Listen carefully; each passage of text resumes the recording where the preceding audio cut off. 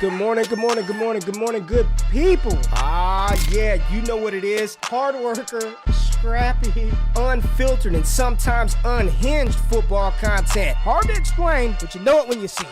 Doing it daily our way. I don't know what you're talking about right now. Redraft and Dynasty Fantasy Football, we got you covered. You know their defense is ranked like 31st in the NFL? NFL draft prospects and rookies? Now you know you in the right place for that. Absolutely. All right, then stop saying it.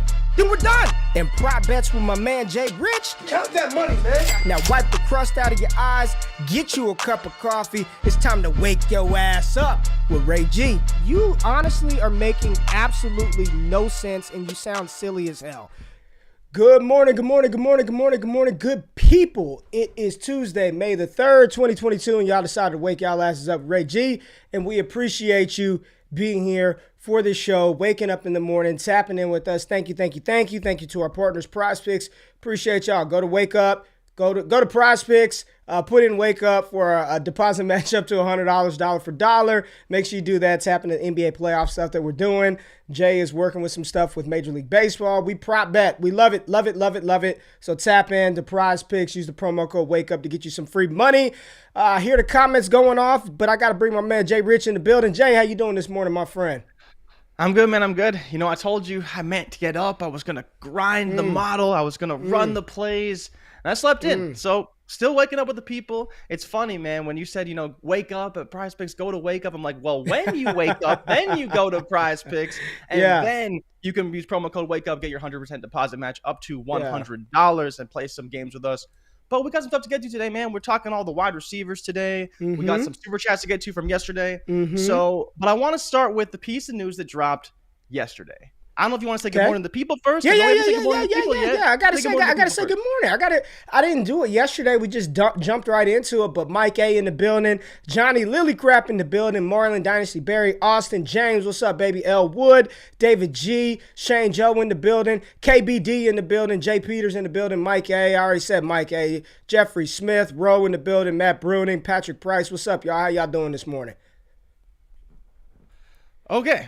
So, Ray, two pieces of news because I was reminded of one in the chat just briefly. First is Justin Ross going to the Chiefs. Are we interested at all? You know, the talent is there. We talked about the tape. Not interested. Didn't think so. But I want him to do well. Excited for his opportunity. Want him to do well. But not interested. Not a better situation really in the NFL as far as I'm concerned and wide open spots. But the bigger issue is Deandre Hopkins is now suspended for the first 6 games of the NFL season. PED suspension. We've seen this before, mostly in other sports, not so much in football. But where are you at with DeAndre Hopkins? It's funny because I talked about him potentially being on the hot seat. They trade for Hollywood Brown. Is it potentially they knew this suspension was coming and hence they trade to go get Hollywood Brown? Maybe, right? Because if they only have a rookie receiver and they don't have DeAndre Hopkins, their situation is a lot worse than it looks today. So maybe that was a preemptive trade knowing the suspension was coming down. But where are you at with the Cardinals knowing that they might not have DeAndre Hopkins for 6 games? I mean, Will Fuller, now DeAndre Hopkins. Those Houston boys, man. There's something cooking over there. But I'm not too concerned with that. I think it's just an old age thing. You see it all the time in a lot of sports. I think they knew. I mean, I do not believe this just came out of nowhere and they just found this out, yesterday is when the news dropped. I'm pretty sure they knew or they had a good idea something was coming down the pipeline, and they made assurances for that, right? DeAndre Hopkins going into the season is going to be 30 years old, turns 30 on June 6th. He's going to miss 6 games unless there's some appeal to his suspension. But I think the Cardinals knew. And they made, plans in order to rectify that, right? Or to put a Band-Aid on that wound. Because at 23, where they were selecting, 6 wide receivers were off of the board at that point in time. And I don't believe that any of the wide receivers that were left were definitively better than Hollywood Brown. You pair Hollywood with his old college quarterback. It made a lot of sense. And now it's more opportunity for Hollywood Brown. There's opportunity there I know they brought A.J. Green back on a 1-year deal. Rondale Moore is there. James Conner probably wheels up for James Conner once again. I think he's going to get as much work as he can absolutely handle. I think they knew it was coming. And as far as DeAndre Hopkins, I don't know, man. It's funny because I don't want to use this comparison, two different sports, but Jay, we're watching the NBA playoffs, man, and I'm watching James Harden, right? And it seems like his decline is just right in front of us. Like, you just see what Harden used to be, he's just not that anymore, right? Like, the decline is right there. And I'm looking across the NFL landscape and wondering what NFL players are next. Like, are we watching sort of DeAndre Hopkins? I don't want to say his decline because he was hurt last year, he's suspended, but man, a lot of these guys are going to get phased out pretty soon, man. 30-year-old Nuke. There's some other cats that we'll end up talking about, especially when we dive into these wide receivers. But I'm wondering, man. I don't know what his contract situation is like, but not good for DeAndre Hopkins. This isn't good for Kyler Murray. It's definitely a boost up for Hollywood Brown and Rondell and Zach Ertz and maybe even Trey McBride to get on the field a little bit earlier as a rookie. But just unfortunate news for those people who manage or roster DeAndre Hopkins and those people who have Kyler Murray. Just unfortunate news, right? Yeah, I mean, you see this a lot with athletes, and I think it just depends on how he looks overall, because when you really think about it in sports, the actual penalty for a PED suspension is much less severe than what it could mean for your career, right? We've seen a lot of baseball players in particular, they will take PEDs for a year, they'll have a massive year, they'll get a big contract extension, and they'll be suspended for 80 games the next season. So if DeAndre Hopkins really does feel better, has a PED suspension, and gets healthy and rests and takes all that time, he may come back better than he's looked for the past 2 seasons, right? He's been a little bit banged up. So I think it just depends on how he looks overall. I'm not projecting that, but I've seen it before, so I wouldn't be entirely surprised if maybe this was a catalyst for future success and maybe even a contract extension for him down the line.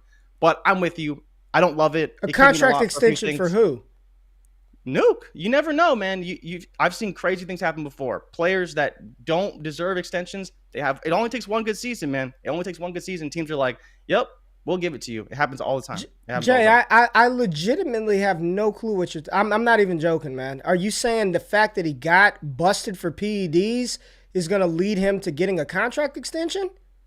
No. I'm saying, there's been players across a lot of sports, right, who have taken PEDs knowing that they will get suspended, but it makes them a better player. And so because of that, they get extended and they make more. I'm telling you, bro, go look at D. Gordon. D. Gordon is the perfect example of a player who took PEDs, they gamble with it, they play really well, and all of a sudden they get a big contract extension. The next year, it happens all the time. I'm not saying it's going to happen here, but it happens all the time. It's crazy, man. It's crazy. Teams don't care. They just want to see those players perform, and that's it. I'm telling you, man, it's crazy, but it happens. You can laugh. Get to the super chats, man. Get to the super chats. I mean, good Lord, man. Basically, you're just saying, I can take the 6-game suspension, come back bigger, stronger, faster, ball out for the second half. I'm telling you, and then I understand. I get it. I just do it. It was just I didn't know you were going there this morning. But all right. I didn't knock it. I didn't say. I just wanted to make sure we were on the same page of your advocacy of performance-enhancing drugs for older players in order to revive them. There you go. Jay Rich said, definitely worth it. Somebody said, put the kush down. Jay Rich. So we had 3 super chat questions that we missed yesterday. We'll get to them at the end of the show. We'll get. Marcus said he is knocking it. Get to the ones from yesterday right now. Okay. All right. Jeez Louise, this guy. All right. Super chat questions. We got 3 of them for yesterday that we have to get to. All right. So 1-1 and 1-3 and a 1 QB full PPR. Dobbins and ETN are my running backs. Wide receivers are Jamar Chase, Devonta Smith, Jerry Jeudy, Gabe Davis, and Amon-Ra. Hall is 1. Would you go Walker at 3 if he's there, or would you take the remains from London or Burks at 1-3? Yeah, I would just go 1 QB. I have London ranked higher, so if London is there, I would take Drake London over Walker. If London is gone, I would take Walker over Treylon Burks. That's what I would do. Is that what you would do? Yep. Everybody says you are on another level today on this fine Tuesday. All right. Oh, gosh. Antonio Gibson. Here we go. The money changed him. Jay Rich, they're saying the money changed you. After you won the most accurate drafter, you're just all about that money and take performance-enhancing drugs to get it. All right. Antonio Gibson. Joe, cover your ears. What pick this year would you be willing to pay for Gibson? We talked about this yesterday. We said the 102, right? Like, you're fine. You'd rather have Gibson over Kenneth Walker. That's what we talked about yesterday. Over Kenneth Walker, yeah. Gibson I over think I would Kenneth take Walker. Drake London, though, Okay. over Antonio Gibson. You would take London over Gibson? 103, 103? 104 range, for sure. I would prefer Gibson to Walker as well. Like, we had a big, long discussion in the Discord about that yesterday. The only running back in this class that I would prefer over Antonio Gibson, I mean, it should be clear, is Breece Hall. But other than that, I would take Gibson over Kenneth Walker, over any other running back.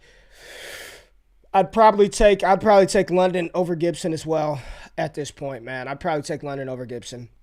All right, win now team traded the 104 in a mid-2023 first, 2024 second, and Ayuk for Jamar Chase to pair with A.J. Brown as my wide receiver 1. How we feeling about this? So, win now team, mid-first, 104 and a 24 second, and Ayuk for Jamar Chase. What do you think? It's a lot to get Chase, but I get it. I think it's fine.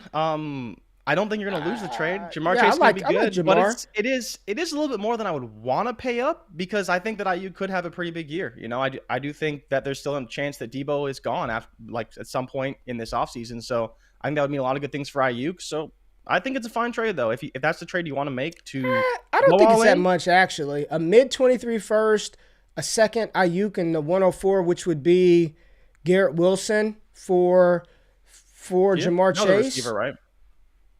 Yeah, I'm fine with it. I'm fine with that. I think that's actually, I would take that. I think that's a good trade, actually. Give me Jamar Chase over Wilson, the mid-first, a second, and Ayuk. Yeah, I like that. We Gucci, baby. We Gucci, Ty. Good shit. Good shit.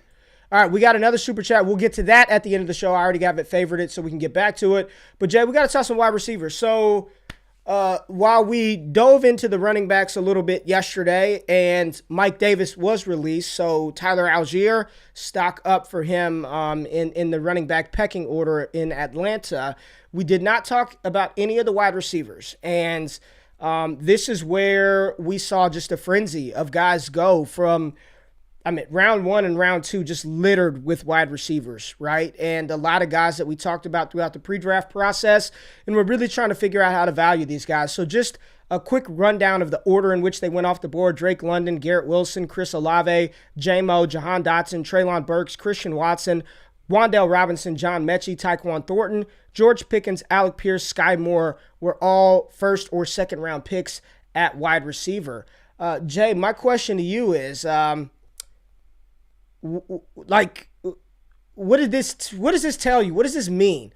What does this mean? Like these round 1, round 2 wide receivers versus like primarily round 3, round 4, round 5 running backs. And I think the big debate that we're seeing right now as far as rookie drafts is how high do you take the receivers in relation to, I don't really say the running backs, but in relation to Kenneth Walker. I think that's where the debate is. You're seeing most of the discussion and dissension like at 102. Do you go Walker at 102, or do you take your favorite wide receiver at the 102 spot? I lean towards the wide receiver. Like, there's one guy that I would take over Kenneth Walker right now, and that's how I have it ranked. That would be Drake London. I love, we talked about it a little bit yesterday. I love the landing spot for him. I do. And it's not, here's what's funny, man. There were multiple mocks that came out yesterday, and then Mel Kiper said that they set the over-under for quarterbacks drafted in the first round of next year's draft class at 6.5 with the over, like saying we would take the over on 6.5 quarterbacks drafted in round 1. And so I tweeted this out yesterday, Jay, and there was somebody who vehemently disagreed with me and said you should trust your process and take the quarterbacks early. Doesn't matter, right? Doesn't matter that the NFL drafted them in round 3. You still take the quarterbacks in round 1 of Superflex. These are real people are advising this. But if 7 quarterbacks go in round 1, let me tell you something. The whatever leeway or runway you think Desmond Ridder, Matt Corral, or Malik Willis have, they don't got it, right? They don't. Yep. And Atlanta's probably going to be bad. They're probably going to be bad this year. They're going to be bad. Carolina probably going to be bad. They're not tethered to these cats that they drafted in the 3rd round. And if they're going to be 7 quarterbacks potentially taken in round 1, at least this is early. We got 360 days until the next draft.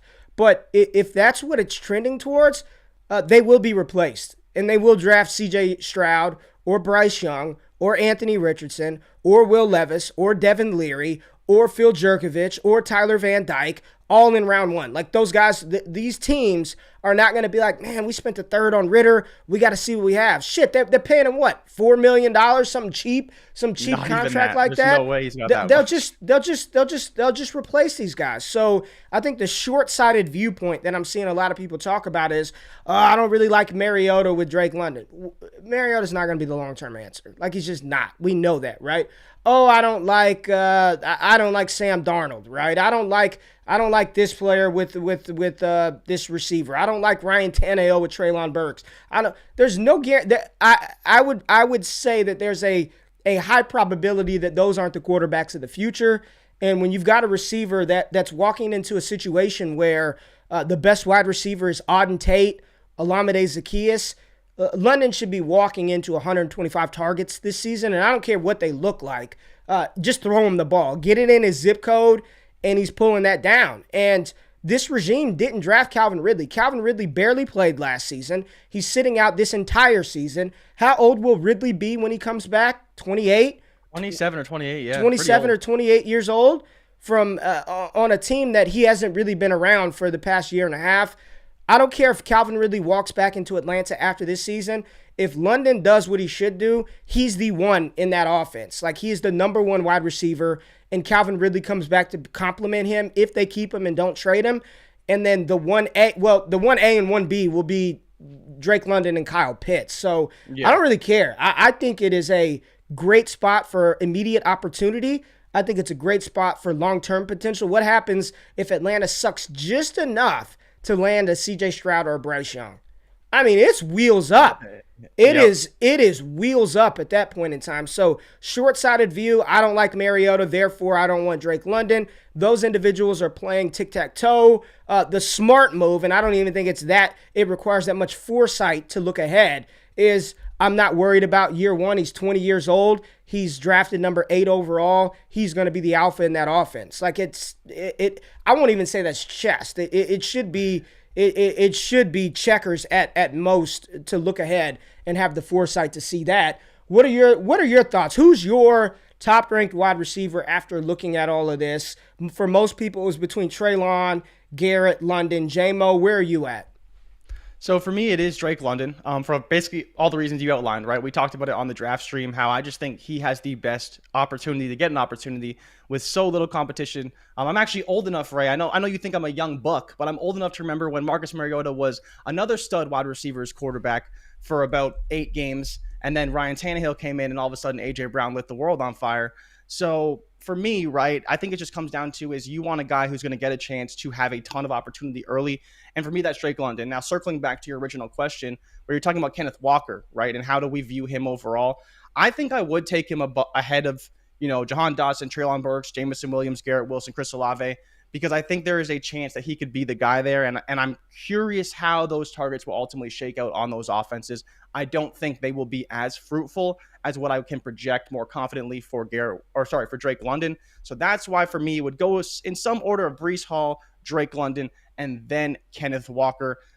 But even still, like you said, I'm fine if you want to pass on the running back and Kenneth Walker to take one of these wide receivers that you believe more in. And it does come down to the draft capital a little bit, right? Like we just saw all these wide receivers go in the first round. And in a lot of ways for me, it signifies what offenses are really doing now. They're passing the ball more and more every single year, and wide receiver contracts are becoming more and more expensive, and that's forcing these teams to draft these guys high. But you can't just draft a guy high because you need him at some point. You need to actually play that guy. And so that's why all these first-round wide receivers, I think, are going to be walking into great opportunities. Just for me, Drake London has by far the best situation, regardless of quarterback play. I think he's going to be a great fit in that scheme, and I think he's going to be a great option for that offense. So I'm not sure what wide receiver you want to get to next.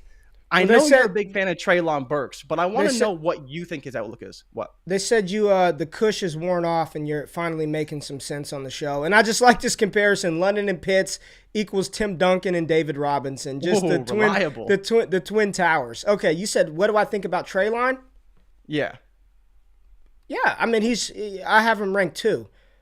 Per my film grade, he was my wide receiver 2. And Tennessee, when you move on from A.J. Brown and replace him with the next A.J. Brown, it makes a ton of sense to me. Is he as refined as a Jahan Dotson, as a Garrett Wilson? No. But they're not going to have a choice but to throw it to him, right? This is a playoff caliber team. I'm not going to go so far to say Super Bowl caliber team, even though they've been in a position, right? They've been in a position. Defense is really good when you have Derrick Henry, but he's not going to have a choice. It's going to be like sink or swim with Treylon Burks. Like you don't trade away A.J. Brown and be like, oh, we'll ease Treylon into the offense. No, he will be on the field in 2 wide receiver sets from day one. Him and Robert Woods, pending the recovery of his ACL tear.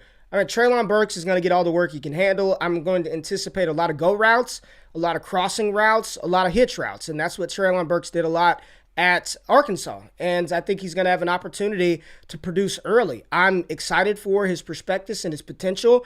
We talked about Tennessee being a great landing spot with A.J. Brown, and now without A.J. Brown, there are just so many targets to go around. Like, they're going to have to get it to him, man. I like the spot. I like the fit. I like his opportunity, and that's what we're chasing. I'm chasing the opportunity. We're the guys that are going to have an opportunity to get on the field.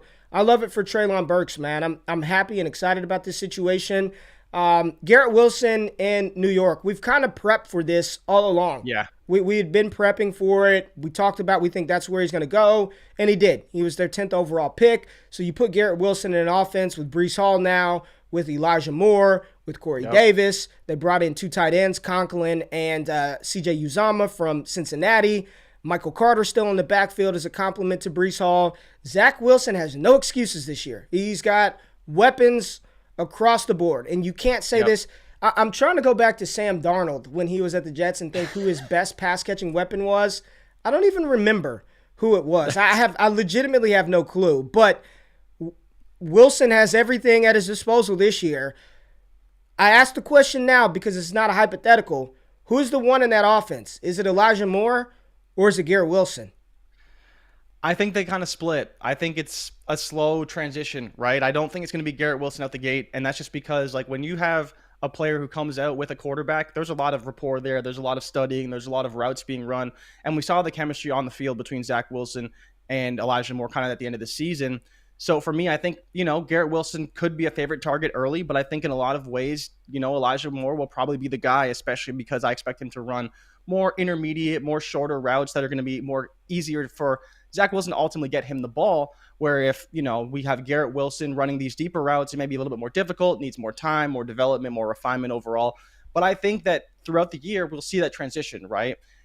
Early on with Jamar Chase, he was the guy, but he also kind of wasn't quite the guy yet. And at the end of the year, you knew he's the guy. And heading into this year, he is going to be the alpha. He's probably going to see significantly more targets than T. Higgins, even though T. Higgins is supremely talented himself. I think we'll see kind of like a co-alpha this year. And I think by next year, we will see Garrett Wilson fully go in New York to be the guy, probably 140 targets or so. I'm curious, though, what you think about their upsides for this season, because I talked about a lot how I think this is kind of a best case scenario for Elijah Moore based on the way Garrett Wilson plays. I think that if a Drake London went there or Treylon Burks went there, they would have commanded a larger target share than Garrett Wilson. But where are you at with these two guys and how you think they'll operate from a target perspective, and your opinion on who you think the alpha is going to be overall? Honestly, man, I'm not even trying to cop out. I have no clue. I honestly have no clue, because it seemed like Zach Wilson built a good rapport with Elijah Moore in the games that they played last year together. But again, the entire offseason, the Jets have been signaling that they need another wide receiver, which isn't a bad thing. I'm not saying that in like as a negative. It's hard for me to envision a world in which, they had the 10th overall pick. They spend it on a talented wide receiver like Garrett Wilson. Again, some people said he was clear-cut the best wide receiver in this class. And then that team not, force-feed him the ball. I don't know. And what is the 1A and 1B worth if they're both kind of like, if one of them doesn't separate from the other, right, and just take over as the guy, is Zach Wilson good enough to make both of those guys kind of relevant? I don't know. I don't know if he is, right? And so I'm trying to target the one that's going to be the guy, and I don't know. Like, I've got so much Elijah Moore shares. I don't have as many Garrett Wilson shares, but then again, I haven't done all my rookie drafts yet. I don't think I have any. So I don't know if it's the bias that wants Elijah Moore. I don't know. And I don't know if Wilson is good enough to make both of them, like Big Ben was good enough in his prime to make Juju and AB good. You see Joe Burrow good enough to support three receivers are usable in weeks, right? Matt Stafford could support A-Rob and Cooper Kupp. I don't know if Zach Wilson can do that with Garrett and Elijah. And what I'm interested in is Garrett can play all over, but he lined up a lot in the slot, and that's where Elijah Moore thrives. And then you still have Braxton Berrios there, and they gave him another deal, and they seem like they're buddy. I don't know what's gonna happen. I really don't. I don't know what that offense is gonna look like. It's intriguing to say the least. So I think all eyes will be on that through the training camp to really try to decipher and figure out who the primary target getter is going to be. I do not know, man. I have no clue. No clue. And that's important, Ray. I'm glad you said that because I want the people to understand, like, this is part of the reason why Garrett Wilson isn't as high in our ranks because while we project him to be a good wide receiver, the situation is clouded. We don't know what Zach Wilson's going to be overall. Now, Ray, to give you a little bit of context and the people some context, Zach Wilson, or the combination of Jets quarterbacks, threw 581 targets to receivers last year. The leading target getter was Elijah Moore, who only played in 11 games. He had 77, right? So you never want to see a target ceiling at 77, but he only played in 11 games. Jameson Crowder, 71. Berrios, 65. Corey Davis, 59. Michael Carter, though, 55. Ty Johnson, also 55.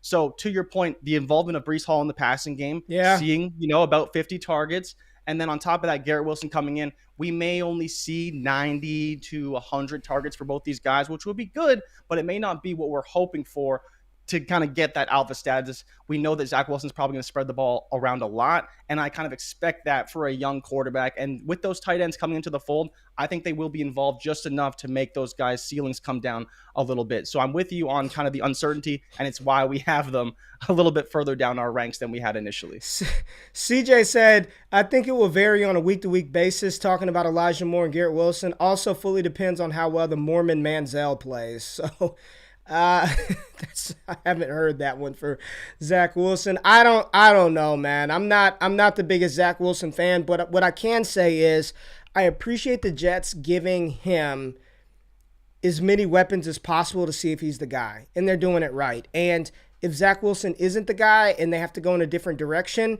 that's a hell of a wide receiver room to walk into for another quarterback, right? So I do think it's going to be a lot of Breece Hall, though. I mean, Breece Hall is going to get so much work, running the ball out of the backfield. It's good for him. Now, two receivers, I don't like the situations. Jahan Dotson in Washington, and then Olave to New Orleans. And New Orleans traded up to get Olave at 11. Yep. Jahan Dotson went 5 picks later to the Commanders. I don't know, man. Where you want to start? Let's start with Dotson in Washington. Okay. This was a spot that we had talked about so many times on the show that we did not want to see Garrett Wilson or Drake London go to. And thankfully, it didn't happen. They went earlier, and we didn't have to have this conversation. I don't know, man. Wentz, that offense, and I know situations change, so I don't want to take a short-sighted approach. I don't want to ignore the fact that they spent the first-round pick on Jahan Dotson. Terry McLaurin, he was a third-round pick.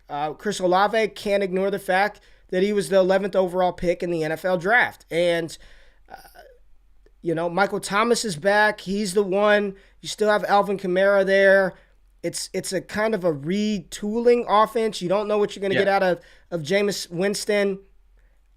I think Chris Olave fell into a spot that we talked about. Like, I always envision him as an awesome wide receiver 2 for an NFL team, and that's what he's poised to be, is a really good wide receiver 2 for an NFL team. But I'm having difficulty looking into the future and seeing this guy can be a 1. Somebody asked a question earlier, can any of these guys, I think he said, can London or Wilson, can we envision them being wide receiver 1s at any point in their career? I think the answer to that is no. Like, I think he meant Really? the wide receiver one. Like, the Well, wide not receiver one. I That's thought what you- I'm saying. okay, the wide receiver one. The no. way I took it was like, can they be the wide receiver one? And the answer to that for me is no. But can Chase or London Jefferson forever? Yeah, basically. it's Chase, Jefferson, honestly, until they're done, in my opinion, unless we get something else. But I think London can be a top 12 wide receiver. I believe Wilson can be a top 12 wide receiver. I don't think that's in the range of outcomes for Jahan Dotson or Chris Olave. I just don't know, man. For me, they're below my cutoff threshold for where I'm willing to trade out. And I honestly prefer one of the second-round wide receivers. If I had to pick, I'd prefer one of the second-round wide receivers over both Olave and Jahan Dotson. But what are your thoughts on those two? So Mike and I, 40 Chess Mike, actually talked about this a lot. We talked about both these guys. We had a pretty heated debate about it. And his whole point with Jahan Dotson was that he very well could be a Terry McLaurin replacement. Now, I don't project that personally, but I think that the way that he plays and the style that he wins, he really could be. We know that Terry McLaurin's on an expiring contract. They're in the middle of negotiations. Maybe Washington doesn't want to pay him. And if they don't want to pay him, they do have Jahan Dotson, who could fill that role, maybe, hopefully. I don't really believe he can personally, but I think if Washington believes he can, then maybe he can. And more importantly, remember, they did have the 11th pick and they traded down and they still took Dotson. So I'm assuming Dotson was just their guy, right? This is the guy that they wanted. This is who they loved. This is the dude they pegged. With Olave, though, I think the case that I will make for Olave is that the Saints do not draft wide receivers. But when they do, they have been very, very good. The last two wide receivers they've drafted in the top 2 rounds that I'm aware of, and I may be missing a few guys, but the main 2 guys are Michael Thomas, who they drafted in the 2nd round like 6 years ago. And do you know who their last first-round wide receiver was? Joe Horn? Joe Horn. It was don't know. Brandon Cooks. It was Brandon Cooks. Brandon Cooks. Brandon Cooks was the last wide receiver they drafted in the 1st round. So for me, it comes down to the organizational philosophy and the conviction of the players they draft. I'm with you on he may not have the highest ceiling, but I think that for every year they've been pegged to draft a wide receiver. They've never done it. But this is the year to decide, okay, we're going up to get Chris Olave. That's what gives me some confidence in the fact that they are going to utilize him, maybe not as heavily as we'd like, but for them, he will have a large target share. He will be the wide receiver too. He may even see upwards of 100 targets. When Michael Thomas came in, he saw over 100 targets. And if you remember, he broke the rookie record for receptions in a season that year. I don't necessarily project that for Chris Olave because Jalen Waddle just broke that record, but it's not out of the question that he could see 90 receptions in his first season because the Saints, like you said, are trying to win. I think they consolidate those targets up and do make it a lot easier for Olave to succeed. It'll just depend, like you said, on the quarterback play. But Dotson, I think I'm just not sold. And I think that's why he's lower in my rankings. As much as I like him to be in a situation, you look at where he was drafted, and I just can't help but see an outlier relative to the talent around him. When you're sandwiched between Jameson Williams and Treylon Burks in a draft, I just can't quite get there personally, and I would much rather have Jameson Williams over him. And so the draft capital is kind of a moot point because I don't really believe the draft capital based on what I've seen on the film. And I'm sure you tend to agree with that. Well, I have Olave comfortably inside the top 10, so I'm not out on him at all. I guess I'm just trying to see that ceiling, and you make a really good point. You make some really good points, man. Yeah, and Jameis Winston is going to throw the ball all over the field, so maybe he is going to have that opportunity, right? I don't think he's as good as some of the other guys, but it's hard to ignore what they did in order to acquire him. And he is a good receiver. Like, he's not a bad receiver. So, okay, you kind of talked me into feeling a little more comfortable about Olave and Jahan Dotson. I think you're right. I think he is the Terry McLaurin replacement. So let's not overthink it. But can he actually replace him? And that's a different conversation, right? Right. They can believe believe that, but I don't believe the talent is quite there for Dotson yet. But I could be proven wrong, which is fully possible. I went and looked. Calvin Ridley will be 28 this season. He turns 28 in December. So when he comes back, when reinstated, he'll finish next season at 29. Joe says Dotson is the Brown replacement, De'Ami Brown. I don't even know if he can be. I don't even know if De'Ami Brown could be replaced because he did nothing. So yeah, let's talk. We didn't talk about J-Mo, and I wanted to save J-Mo for a little segment of his own. Love the fit in Detroit, don't you? Don't you love Yes, J-Mo in Detroit? Like, I love it. I do. Yeah, I think it's a great fit. It's just that the issue is when he's going to get on the field, and I think it will be earlier than people expect. But we've talked about this with JMO. If he does anything this year, he is going to skyrocket in drafts because he has so many built-in excuses for why he didn't produce. He was injured, coming off an ACL tear. Oh, wide receivers don't play well until year 2 off ACL tears. So I think it's just going to take a couple plays to really boost his value. And that's why if you actually take him in some of these drafts, 104, 105, for a guy who should have been close to the wide receiver 1, I think you're getting a value, and I think you're going to get a good return on your investment because it's not going to take a lot for his value to shoot up. And he's one of the few guys that I think a wide receiver 1 ceiling is plausible because of the talent, because of the speed, because of the dynamism, because of the way that he plays. And so for me, I'm in. I don't have any JMO yet, but I'm gonna have some before the season starts for sure. What do you think? How does this affect Amon-Ra St. Brown? I see some people saying, not in the chat, but some people on Twitter, Amon-Ra's dead. Amon-Ra's dead. He's over. What do you think this means? Because I don't believe that at all. I think what this means is DJ Chark, after his 1-year deal, he better ball out so he can go to get a deal somewhere else. Jameson Williams will be the X. Amon-Ra St. Brown will play the slot. You got TJ Hawkinson at tight end, and they complement each other very well. The things that J-Mo can do, Amon-Ra cannot. And Amon-Ra is a little better underneath, short, intermediate. I think they're a good complement to one another. And to your point, the best thing that can happen for J-Mo shares going crazy is him not playing early in the season and playing just enough and flashing just enough to get people excited, to get the blood rushing, to think about what it could be next year, a full year recovered from his ACL tear. I think he's going to be the one in that offense, just keeping it real. I love Amon-Ra. And here's what Amon-Ra needs to do. This is all Amon-Ra needs to do. Let's just say J-Mo's on the PUP list and he's out for the first 6 games. If Amon-Ra comes out on fire, kind of picking up where he left off, he's solidified in the offense, right? When J-Mo comes back, it's like we have Amon-Ra and we have J-Mo. The Lions are probably going to suck this year, so they'll be in the top quarterback sweepstakes in 2023. I think they're both fine. I'm not concerned about Amon-Ra St. Brown, but I do think Jameson Williams should be the one in that offense. Yeah, 100%. And so I want to ask you a question real quick. So Amon-Ra St. Brown had 120 targets last year. Do you think he gets more or less this season? I think it'd be around the same. I think he's going to be right around the same. I know a lot of people are like it was a byproduct of, people Hawkins being hurt, but he really wasn't getting targeted early either. So if you say, he's playing as the guy from the entire season, I think he stays around the same. I think that 115 to 125 target range is where Amon-Ra should peg in.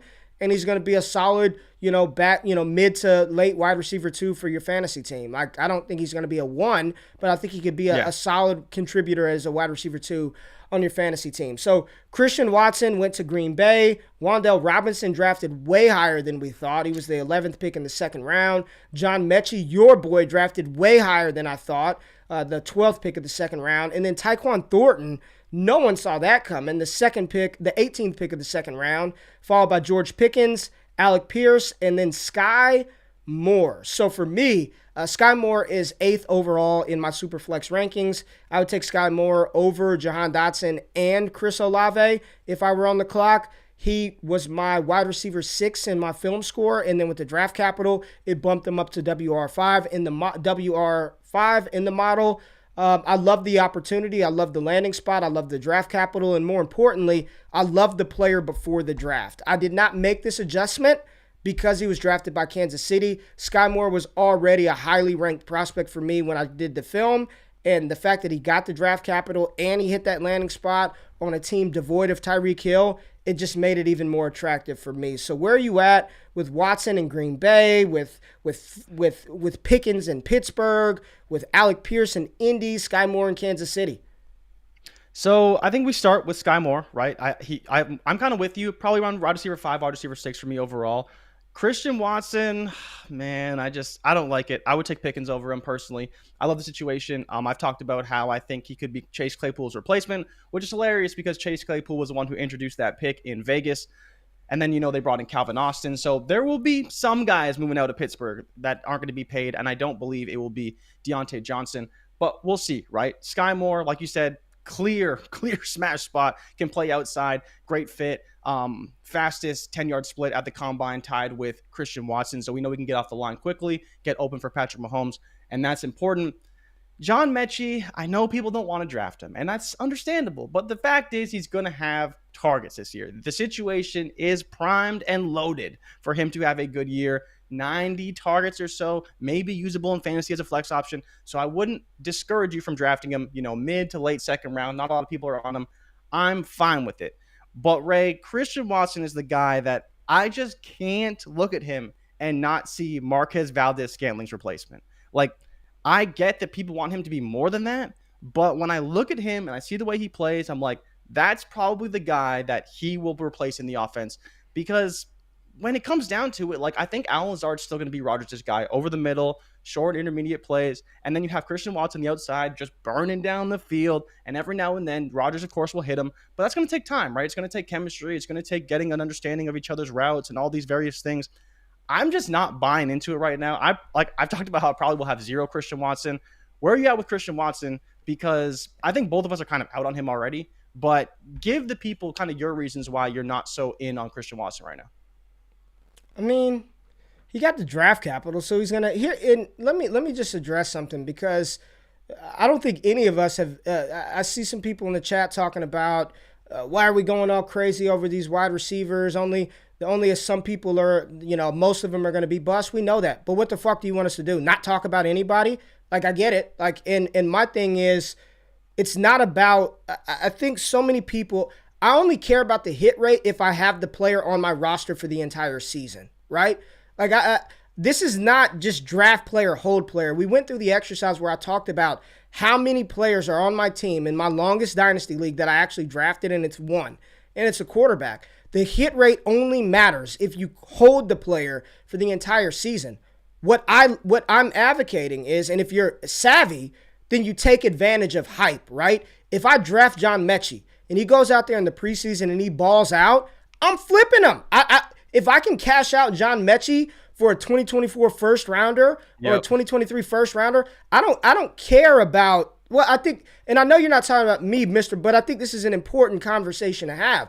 I don't care about the hit rate unless I plan on keeping the player on my roster the entire season, right? So like a Christian Watson, if I did draft him, for me, what I would do is the moment he does something, if I truly don't believe in the talent, which I think he's fine, man. I'm not Christian Watson to the moon. He's an FCS wide receiver. He's still a rookie going into an offense where Aaron Rodgers loves to blame the wide receiver for not being where he's supposed. Like, there's still a learning curve there. So for me, when I'm looking at a lot of these receivers, Olave, Jahan Dotson, Christian Watson, hell, even Skye Moore to a degree, right? Outside of my tier 1 guys, Wilson, London, J-Mo, and Treylon. Those are the 4 as tier 1 prospects that I would probably roster the entire season. If I get Drake London, I'm probably going to keep Drake London. If I get Garrett Wilson, I'm probably going to keep Garrett Wilson unless I get a big ask, a big request. But everybody else, the moment they do something and I'm just kind of like, I really don't like Alec Pierce, but my league mates do, I'm trading him for future draft capital or for Allen Robinson or for Michael Thomas. Like, I'm getting out. So the hit rate and the bust factor means nothing to me in that regard because I'm going to move him. Like, Jay, you're in that's how I dynasty, man. Like, You've seen it. Like, I'm not just saying this to say it. 90% of the players that I picked in rookie drafts, I promise you they won't be on my team in a couple of months, especially in this class. So I'm not really concerned with the final outcome because they won't be there, and I'll let somebody else deal with it. I will reset. I will cash out. I will close position on my call, and then I'll just retry next year. You know what I'm saying? Then you'll drop a put on them later on. Yeah, then I'll put a put on them. Like, I don't care about the hit rate for some of these guys because they're not going to be on my team the entire season. I will flip them. I promise you. David Bell, I see people in the chat talking about David Bell and how excited they are for David Bell. The moment he does anything of consequence, I will trade him. Like, I will pivot another direction. The guys that I want on my roster are the tier 1 prospects. That's it. Yep. Those are the ones I want to retain and hold because I think if there are going to be 3 that hit, I think it's going to be, I think London's going to be one of those 3. I think J-Mo could be one of those 3. I think Treylon could be one of those 3. I'm not about to push my chips in on John Mechie or Wan'Dale Robinson or even Christian Watson for that degree. What's up? Watch what you say about John Mechie, man. It's just my bad. But let's do some rapid fire, Ray. Yes, Wan'Dale sorry. Robinson, basically, are we drafting him? I mean, sure, and I'll flip him. Sure, and I'll flip him as soon as he does anything of consequence. Would you draft Tyquan Thornton in the second round? No. Just say no. Say no. Worst draft pick of all time. George Pickens, we're in. We draft him top of the second, probably. I like GP. Back of the first, top of the second. Alec Pearson, Indy. How do you feel about him? I don't love it personally. They have a type. They like big Jelani Woods, Mo Alley Cox, Michael Pittman. They like big wide receivers, and I'd trade the shit out of Alex Pierce once he does anything. Okay, Velus Jones in Chicago. No. Getting Justin Fields another weapon. No. David Bell in Cleveland. I don't think he beats out DBJ personally. I don't know how that's gonna work. Even if he does, right? I'll trade him. I'll trade him. I don't care. Danny Gray in San Fran. Don't love it. Right? You got Romeo Doubs in Green Bay. How do you feel about that one? Not great. Calvin Austin, Pittsburgh. Getting jammed up at the Senior Bowl. No, thank you. No, Calvin Austin. No. And then let's talk about Jalen Tolberg briefly to your Dallas Cowboys. How do you feel about him replacing Michael Gallup for the first little bit of the season? Good NFL fit. Really not interested for fantasy. Yeah.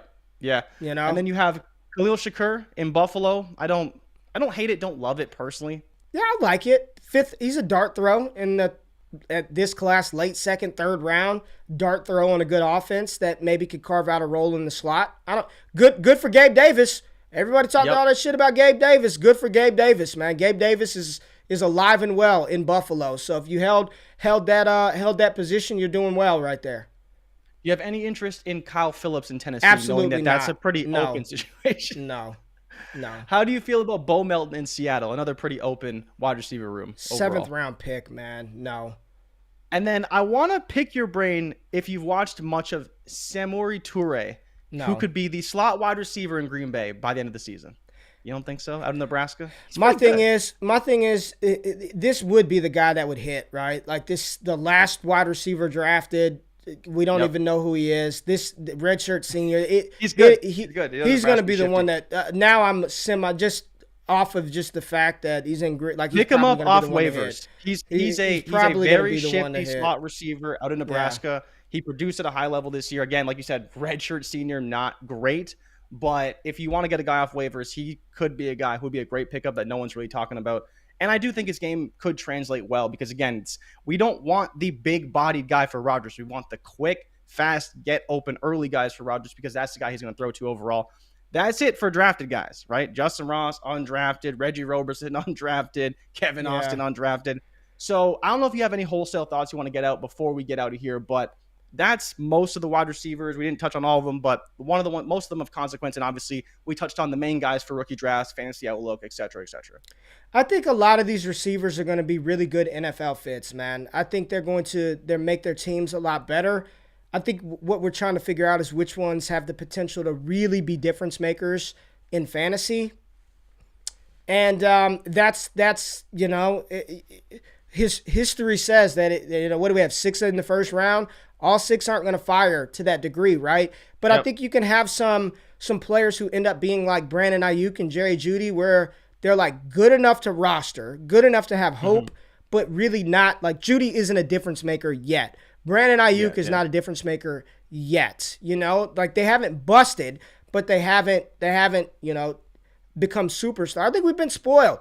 When you go from Justin Jefferson one year to Jamar Chase the next, and even in 2021, you look down the line, like it's not just Chase. That Chase went nuclear, but you still have Elijah Moore. You still have Devontae Smith. There's Jalen Waddle. There's Rashad Bateman, who's got a shot this year. So I think practicing some patience with some of these guys. They may not all come out the gates just red hot, but I think there's a good chance for quite a few of these wide receivers to be impactful.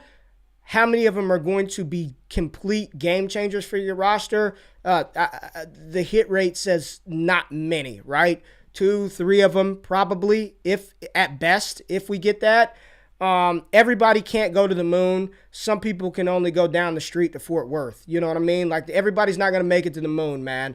For me, my top 3 wide receivers in the class right now as it stands are Drake London, Garrett Wilson, and Treylon Burks. And then the other player inside that tier 1 is Jamison Williams. Those would be the 4 wide receivers I would be willing to bet on really firing at the next level. And by that, I mean top 15 type upside. And then, everybody else after that. My cutoff point for where I'm just kind of like out of the class and I wouldn't mind trading is my 108, which is currently Skye Moore in Kansas City. And again, I just want to reiterate, that's not just a byproduct of the landing spot. I really like Skye Moore going into the process, so it just kind of confirmed what I already kind of believed about Moore. Yeah, no, I'm with you. And so I'm not sure if you want to kind of say one more thing, but we do have the super chats that we need to get to before we head out of here. Yes. So we can get to those and see what people are asking us overall. Here we go. Super chat from Rico Stone. What players are you on to reach for at the top of the second round of rookie drafts? Mainly all the running backs. Damian Pierce. Isaiah Spiller, TDP for me is up there as well. I wouldn't go at the top of the second for TDP, but I think Damian Pierce, Rachaad White, Isaiah Spiller, those are players that I'm comfortable reaching for at the top of the second round in rookie drafts. It'd be running back dart throws. I'd go Pierce, Spiller, Zamir White, Rachaad White in some order every time. 201 through 204. Those would be my dart throws. It would not be any of the aforementioned wide receivers like Alec Pierce or the other kid from Wandell or Mechie. Yeah, be the running backs for sure. All right, here we go. AJ, I have 103, 104 this year, and my team needs a running back wide receiver. I have 4th, 1st, and 23. Is it a bad idea to trade back so that I have 6 through 12 first next year?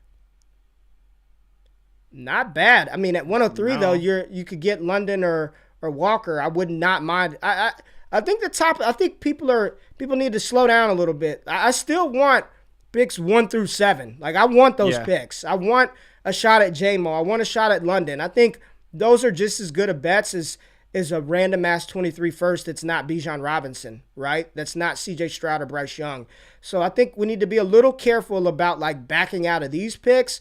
103 and 104, I want those picks. Like I do. We get to the 107, 108 range. That's where I'm comfortable getting out. But 103, 104, if you're telling me I can walk away with London, Wilson, Walker, J-Mo, Walker, London, I would like those Walker, Wilson. I want those picks, man. I'd rather those picks than a random, especially if those firsts are back in at 23. Give me some of the receivers out of this class over those back in first next year, man, straight up.